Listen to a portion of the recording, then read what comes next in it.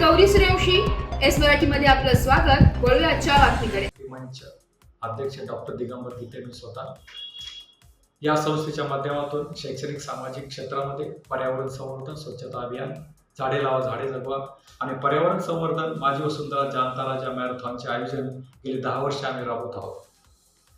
तर या परिस्थितीमध्ये या कोकण परिसरामध्ये दुर्गम भागामध्ये काम करत असताना माझ्या बऱ्याचशा लोकांच्या अडीअडचणी लक्षात आल्या आणि त्या अडीअडचणीवर मात करण्यासाठी आम्ही ही संस्थेचं स्थापना केली आहे। तर मी अभ्यास केला की या परिसरामध्ये दुर्गम भागामध्ये वने लागतात, वनवारोखा जंगल वाचवा हे जनजागृती अभियान सुरू केले आणि जास्तीत जास्त लोकांपर्यंत याच्यावर प्रतिबंध लावण्यासाठी आम्ही प्रयत्न केले। मग त्या माध्यमातूनच आम्ही रायगड कीर्तन महोत्सव आयोजित करत असतो की ज्या माध्यमातून वनवारोखा जंगल वाचवा हे अभियान आम्ही गेले 5 वर्षे राबवत आहोत त्या कीर्तन प्रवचन व्याख्यानाच्या माध्यमातून। आणि प्रत्येक गावोगावी याचा जनजागृतीपर अभियान चालू करावा म्हणून कीर्तन प्रवचनच्या माध्यमातून हे गेले अभियान आम्ही राबवत असतो।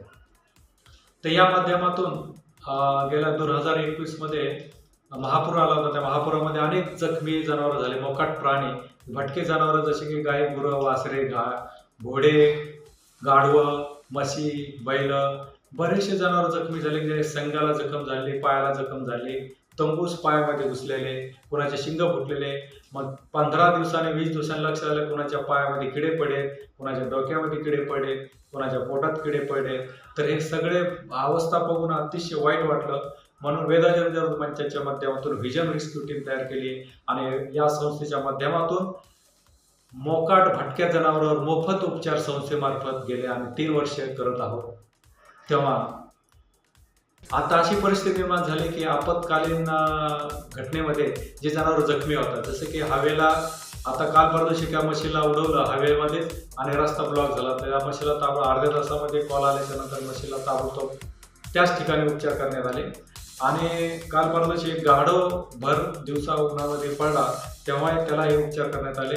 आज रात्री कुत्रा कुणीतरी उडवला तर रस्त्यामध्ये तोही उडत होता, त्याला उचलून सरकारी प्राण्याच्या दवाखान्यामध्ये नेऊन तिथे उपचार करण्यात आले।